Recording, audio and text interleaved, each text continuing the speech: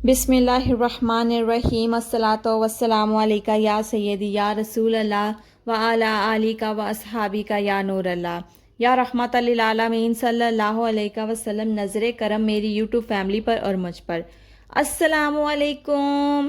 Welcome to another day, welcome to another new brand video. कैसी है मेरी YouTube family? अल्लाह पाक मेरी यूट्यूब फैमिली को बहुत सारी खुशियों से नवाजे, बहुत सारा कामयाब करें, आमीन सुम्मा आमीन।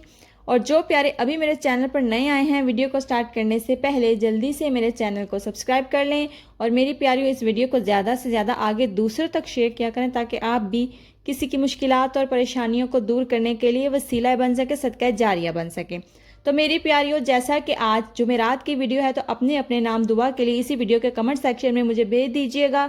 कल इंशाल्लाह फ्राइडे की वीडियो में सबके नाम ऐड करके सबके लिए खास दुआ करवाऊंगी। उसके अलावा अगर आप अपनी मर्जी से जितना भी दुरूद पाक पढ़कर भेजना चाहते हैं, तो अपने नाम के साथ ही पढ़कर लाजमी भेज दीजिएगा।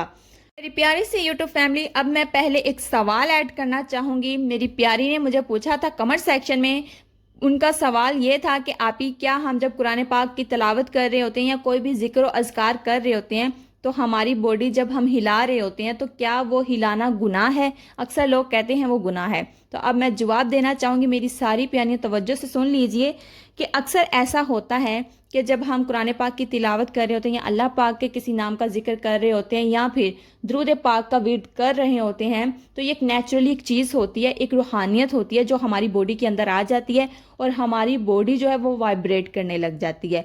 लाइक जैसे एक मोबाइल की रिंग टून वाइब्रेट करते और मोबाइल थोड़ा सा हिलता है ना, वैसे ही हमारी जो बॉडी है ना वो रूहानियत की वजह से वाइब्रेट करने लग जाती है और हमारी जो बॉडी है ना वो हल्का हल्का हिलने लग जाती है। और आपने अक्सर देखा होगा कि अक्सर लोग जो जिक्र कर रहे होते हैं, दुरूद पाक पढ़ रहे होते हैं, तो वो पढ़ते पढ़ते ना थोड़ा सा हिल भी रहे होते हैं, कभी आगे कभी पीछे, लेकिन वो होता है एक थोड़ा सा हिलना। मतलब एक जो होता है बहुत ज़्यादा हिल रहे होते हैं वो नहीं, जो थोड़ा सा हिल रहे होते हैं, तो वो कोई गुनाह नहीं है मेरी प्यारी बहन। वैसे पढ़ना जायज़ है, बल्कि एक ये रूहानियत है जो नेचुरली अल्लाह की तरफ से आपके अंदर आती है उस जिक्र की बदौलत।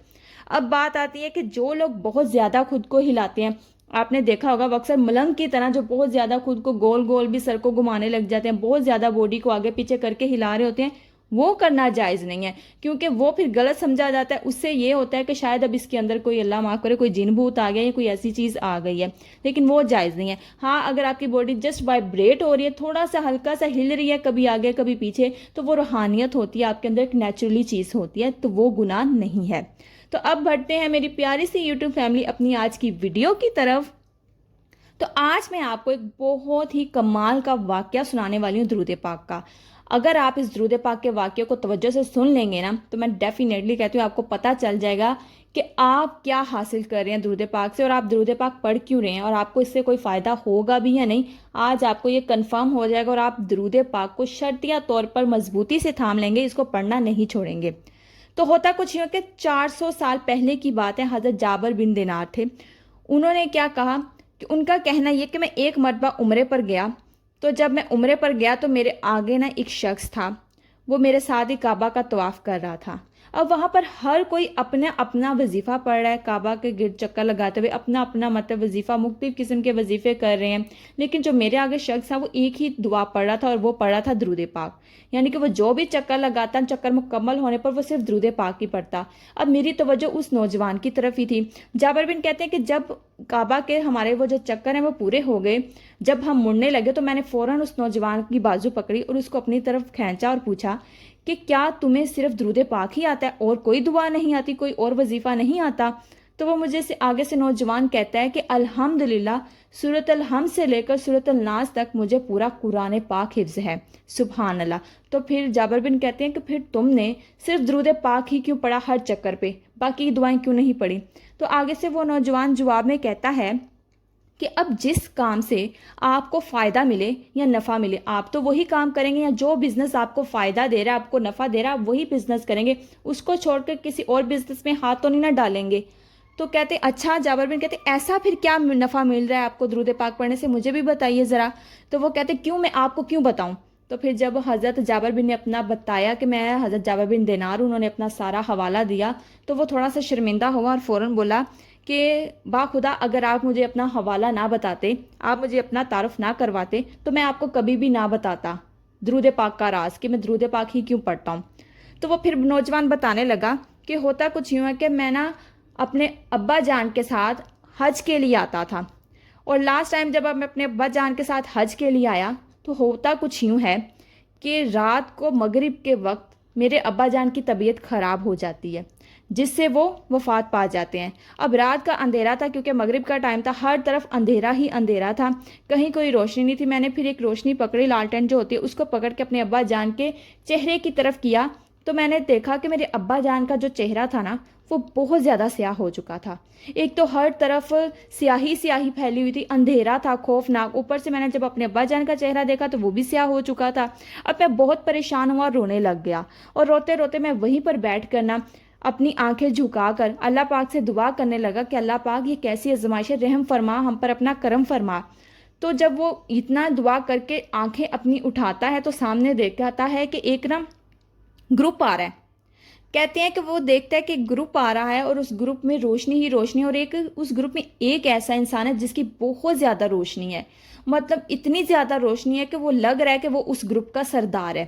ہر طرف روشنی ہی روشنی پھیل گئی اس گروپ کے آنے سے، اور خاص کر اس چہرے کے پاس آنے سے روشنی پھیل گئی۔ وہ میرے ابا جان کی میت کے پاس جاتے ہیں اور چہرے سے نا کپڑا ہٹاتے ہیں، جن کے چہرے پہ بہت زیادہ روشنی تھی، جو کہ ان کا سردار لگ رہا تھا۔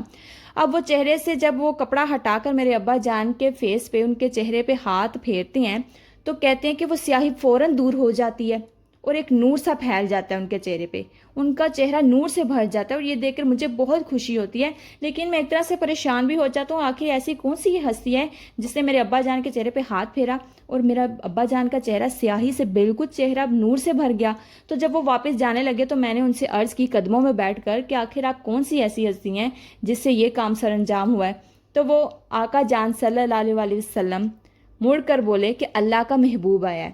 کہتے میں پریشان ہو گیا، وہ نوجوان کہتا میں پھر دوبارہ سے جھک گیا اور میں نے کہا کہ ایسا کیسے ہو سکتا ہے کہ اس پریشانی کے عالم میں اللہ کا محبوب خود چل کر ہمارے پاس آیا ہے؟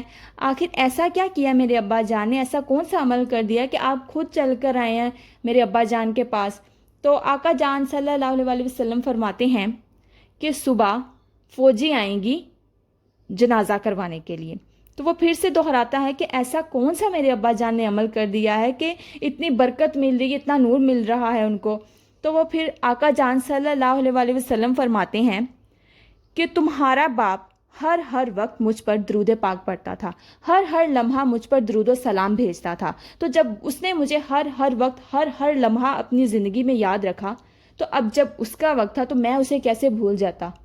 سبحان اللہ، سبحان اللہ، سبحان اللہ، ماشاء اللہ۔ اب وہ لڑکے پھر وہ آگے سے کہتے ہیں آقا جان کہ اب صبح فوجی آئیں گی اور جنازہ بھی ہو جائے گا۔ ایسا ہی ہوتا ہے، وہ لڑکا کہتا ہے کہ صبح فوجی آتی ہیں اور ہر طرف نور ہی نور ہوتا ہے، جنازہ ہوتا ہے، پتہ چل رہا ہوتا ہے کہ کسی خاص انسان کا جنازہ ہو رہا ہے، کسی خاص انسان کی میت اٹھائی جا رہی ہے۔ اب کہتے ہیں کہ میں تب سے درود پاک کو تھام کے میں نے رکھ لیا ہے کہ درود پاک پڑھنے سے سب کچھ ملتا ہے۔ درود پاک پڑھنے سے آپ کی قبر روشن ہوتی ہے، درود پاک پڑھنے سے آپ کے جتنے بھی گناہ ہیں، وہ سیاہی جتنے بھی سب دھل جاتی ہے۔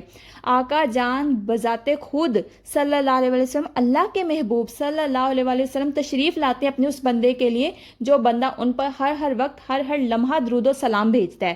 تب سے میں نے بھی عہد کر لی اپنے ساتھ، چاہے کچھ بھی ہو، کیسا بھی ٹائم ہو، کوئی بھی وقت ہو، دن ہو رات ہو، میں نے درود پاک ہی پڑھنا ہے اور روزانہ پڑھنا ہے، لگاتار پڑھنا ہے۔ پھر مجھے یقین ہے کہ جب میرا وفات کا وقت آئے گا تو آقا جان بذات خود میرے لیے بھی تشریف لے کر آئیں گے اور میرے گناہوں کی سیاہیوں کو بھی وہ اپنے نور کی روشنی سے مٹا دیں گے، اور وہ یہ سب ہوگا درود پاک کی برکت سے، کیونکہ میں ہر لمحہ ہر وقت ان پہ درود و سلام بھیج رہا ہوں، اور مجھے یقین ہے کہ وہ میرے لیے بھی تشریف ضرور لائیں گے اور مجھے بھی قبر کے عذاب سے ضرور نجات ملے گی، میری قبر بھی ضرور ان کے نور سے روشن ہوگی۔ سبحان اللہ، ماشاءاللہ۔ دیکھیں میری پیاریو، اتنا خوبصورت واقعہ تھا، اتنا خوبصورت واقعہ تھا۔ دیکھیں انہوں نے کتنی خوبصورت اس نوجوان نے بات کی کہ آپ وہی بزنس کریں جو آپ کو نفع دے رہا ہے۔ اب دیکھیں درود پاک لائک سب کو پتہ ہے کہ اب یہ تو قبول ہی قبول ہے، زبان سے ادا ہوا قبول ہے، یہ والا بزنس بیسٹ ہے۔ اب بجائے اس کے کہ آپ کوئی اور وظیفہ پکڑ کے کریں، اب نہ اس کو آپ کے اصول پتہ ہے، نہ آپ کو پتہ ہے کہ وہ اس کی کیا پابندیاں ہیں، وضو کرنا ہے یا نہیں وضو کرنا، یا کس ٹائم پڑھنا ہے یا ضروری اسی ٹائم پڑھنا ہے اور اتنے مرتبہ پڑھنا ہے، آپ کو اس اس طرح کا کچھ بھی نہیں پتہ ہوتا لیکن آپ وہ وظیفے شروع کر دیتے ہیں، اس سے آپ کو کوئی فائدہ نہیں ملتا. لیکن درود پاک وہ واحد وظیفہ ہے جو سب وظیفوں کا سردار ہے. جیسے ہی زبان سے ادا ہوا وہ قبول کر لیا جاتا ہے، آپ کو اس کا اجر مل جاتا ہے. ہاں اگر ابھی آپ کی فی الحال درود پاک پڑھنے سے کوئی دعا نہیں قبول ہو رہی تو اٹس ناٹ مین کہ آپ کے لیے وہ نہیں کام کر رہا ہے یا آپ کی دعائیں قبول نہیں ہوں گی.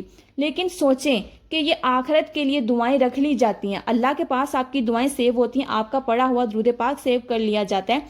آخرت میں آپ کو اس کا اجر ملے گا، جبکہ دنیاوی ضروریات سے زیادہ ہمیں آخرت کی ضروریات میں اس کی زیادہ ضرورت ہے، کیونکہ ہمیں نہیں پتہ ہمارے ایمان نامے کیسے ہیں. لیکن درود پاک پڑھ پڑھ کے اپنے ایمان ناموں کو بھر لیجئے کہ جب بھی آپ کا ایمان نامہ کھلے ہر صفحے پہ لکھا ہو کہ اس بندے نے اس صفحے پہ بھی درود پاک پڑھا ہے، آج بھی درود پاک پڑھا ہے، اس دن بھی درود پاک پڑھا ہے، اس کے تو سارے صفحے درود پاک سے بھرے پڑے ہیں. تو دیکھیے گا آپ کا پل صراط سے گزرنا کتنا خوبصورت ہوگا اور جنت میں کیا اعلیٰ مقام ملے گا.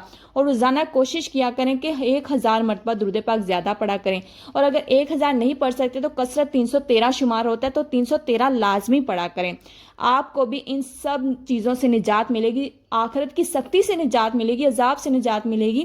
اب ہمیں نہیں پتا کہ ہم پر کیا بلائیں آنے والی ہیں، وہ ہم پر آنے سے پہلے ٹال دی جاتی ہیں. ظاہری طور پر ہمیں ابھی نہیں نظر آتا لیکن بعد میں ہمیں آخرت میں پتا چلے گا کہ ہم نے درود پاک سے کیا کیا حاصل کر لیا ہے. تو اپنا بہت سارا خیال رکھیے گا، اپنی دعا میں مجھے بھی یاد رکھیے گا. اللہ حافظ.